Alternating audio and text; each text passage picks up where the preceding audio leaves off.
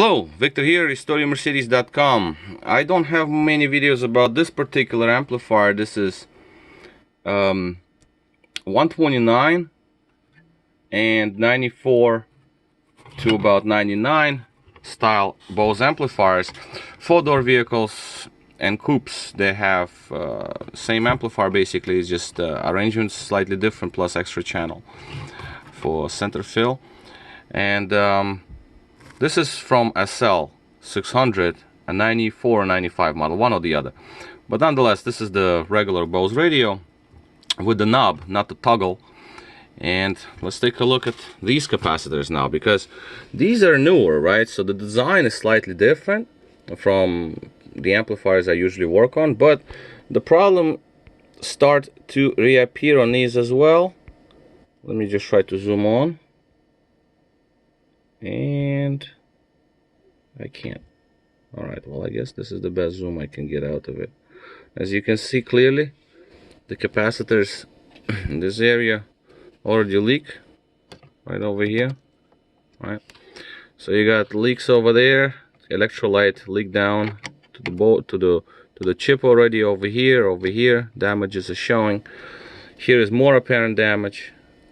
Acid electrolyte leaked out all the way here. As you can see, that's not right. This is damages, right?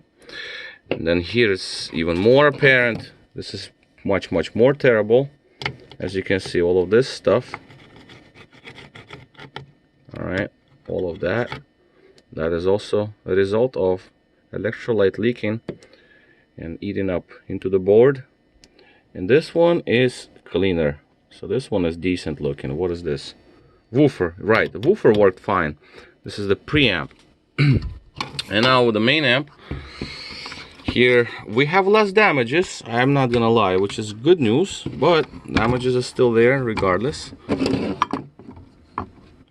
Now, for example, right in this area, right here, as you can see it, and the damage is right in this area right here.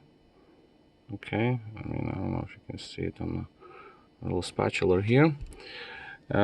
This chip right there is decently clean, except for this area, of course. You can see that right there.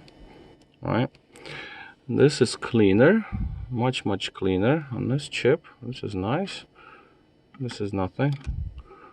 And this one is the cleanest, although capacitor here is leaking, you can tell, but other than that, it's the cleanest of all of them. Alright, so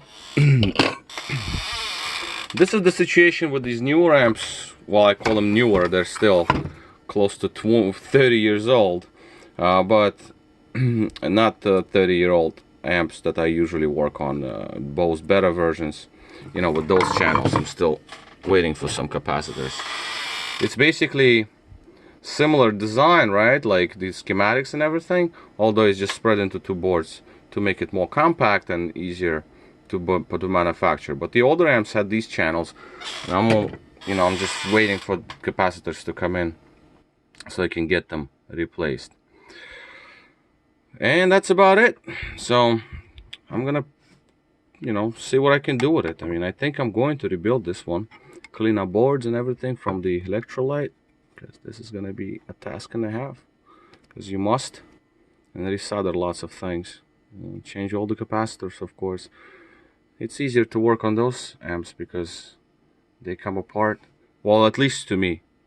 These are slightly different because now you have to use, you have to hold the whole board.